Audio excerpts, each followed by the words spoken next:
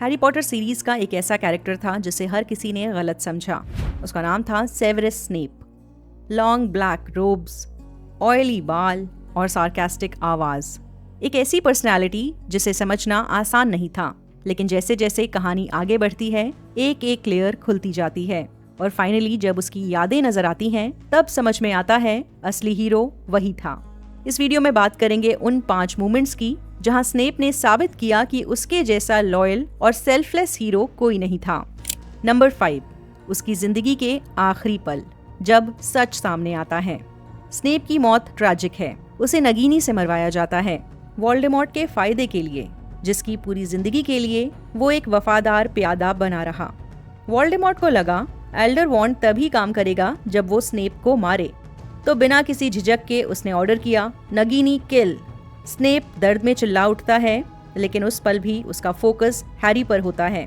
वो मरते मरते कहता है, तुम्हारी आंखें बिल्कुल तुम्हारी माँ जैसी हैं। उस पल में वो हैरी में लिली को देख रहा होता है और उसकी आंखों में जिंदगी का सबसे प्यारा चेहरा याद कर रहा होता है, उसका बचपन का प्यार जो अब भी उसके दिल में जिंदा है।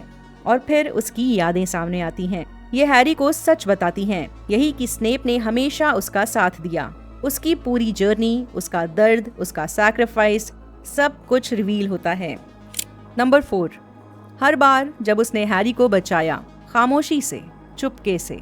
हैरी के साथ स्नेप का रिलेशन टॉक्सिक लगता है, टॉन्ट, डिटेंशन, इंसल्ट, लेकिन अंदर से वो उसका प्रोटेक्टर था, उसका रखवाला, एक ऐसा गार्डियन एंजल जिसे कभी क्रेडिट नहीं मिला। फिलोसोफर स्टोन में क्विडिच मैच में जब हैरी के ब्रूम पर जादू हो रहा होता है, स्नेप खामोशी से काउंटर स्पेल कास्ट करता है ताकि हैरी बच जाए। ऑर्डर ऑफ द फीनिक्स में वो हैरी को ऑक्लूमेंसी सिखाता है ताकि वोल्डेमॉर्ट उसका माइंड कंट्रोल ना कर सके। हाफ ब्लड प्रिंस किताब में हैरी ड्रेको पर गुस्से में स्केप्टम सेम्प्रा कास्ट करता है। ये वो मंत्र था जो उसे हाफ ब्लड प्रिंस की किताब में मिला था। तब स्नेप फौरन सामने आता है, ड्रेको के जख्मों को भरता है और हैरी को उसकी ही करनी से बचाता है। नंबर 3, द अनब्रेकेबल वाव।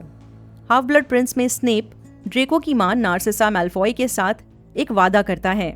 वो प्रॉमिस करता है कि अगर ड्रेको मिशन कंप्लीट नहीं कर पाया तो वो डंबलडोर को खुद मार देगा। क्या ये सिर्फ एक ड्यूटी थी?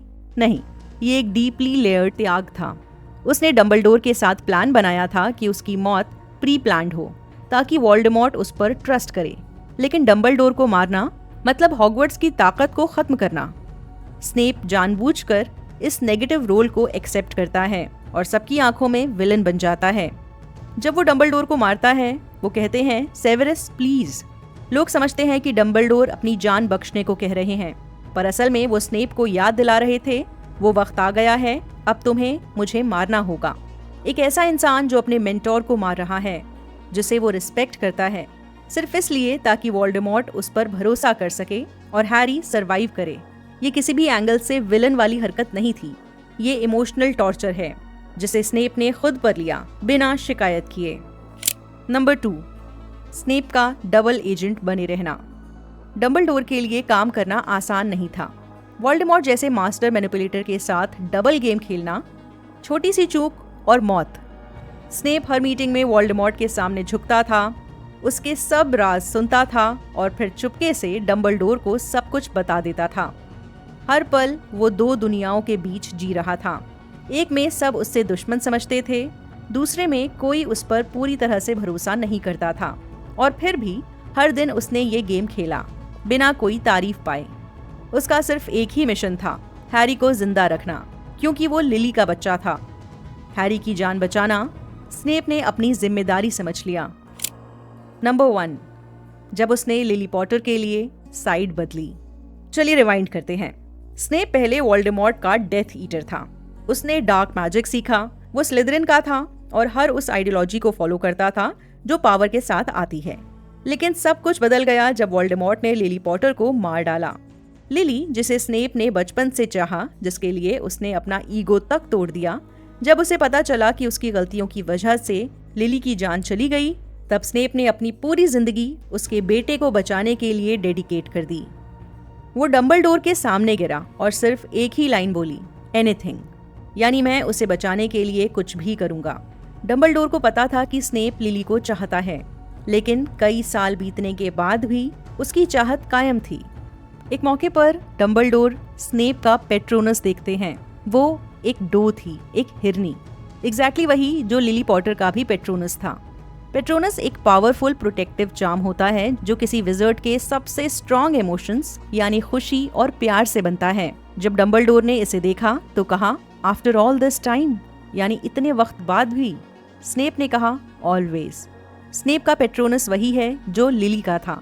इसका मतलब उसका प्यार इतना प्योर, सेल्फलेस और परमानेंट था कि उसके अंदर की मैजिकल एनर्जी भी उसी फॉर्म में नजर आती थी। डेथली हॉलोज पार्ट 1 में जब हैरी और हरमाइनी हॉर्क्रक्सेस ढूंढने के मिशन पर होते हैं, तब वो एक लेक के पास पहुंचते हैं जहां ग्रिफिंडोर की तलवार छुपी है। रात का वक्त होता है, हैरी कंफ्यूज्ड है, थक चुका है। तभी एक चमकता हुआ सिल्वर डो पेट्रोनस जंगल में आता है। ये हैरी को सिग्नल करता है, जैसे कह रहा हो, फॉलो मी।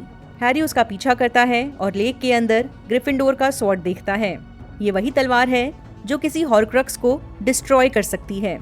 ये स्नेप का ही पेट्रोनस था जिसने हैरी को गाइड किया।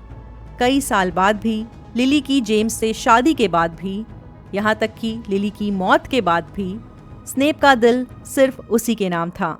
लिली के बेटे को बचाने के लिए उसने सबकी आंखों में विलन बनना चुना। स्नेप कोई टिपिकल हीरो नहीं था, बल्कि उसकी कठोरता में भी प्यार था, उसकी खामोशी में कुर्बानी थी। जब हैरी उसके बारे में सब कुछ जान जाता है तो फाइनली उसकी असलियत समझता है। इसीलिए कहानी के आखिर में जब हैरी का बेटा होता है, वो उसका नाम रखता है एल्बस सेवेरस पॉटर। उसने अपने बेटे का मिडिल नेम सेवेरस स्नेप के ऊपर रखा। सो ये वीडियो आपको कैसा लगा कमेंट्स में ज़रूर बताइए। आपके हिसाब से स्नेप की ऐसी और कौन सी बातें हैं जिससे ये साबित होता है कि वो असली हीरो था। बाकी वीडियो पसंद आया हो तो लाइक करिए, अच्छा ना लगा हो तो डिसलाइक करिए, जो भी है बताते रहिए। वॉचरोज के होम पेज पर अब ज्वाइन करने के लिए मेंबरशिप का ऑप्शन अवेलेबल है, बस बता रही हूँ। वॉचरोज को सपोर्ट करने के लिए आप डिस्क्रिप्शन में दिए गए लिंक को यूज करें। आप जब भी ऑनलाइन शॉपिंग करें, मेरे दिए गए लिंक के जरिए शॉपिंग साइट पर जाएं। आपको ज्यादा कुछ नहीं करना, बस Amazon की वेबसाइट या ऐप को डायरेक्टली ना खोलें, मेरे दिए गए लिंक के जरिए ओपन करें।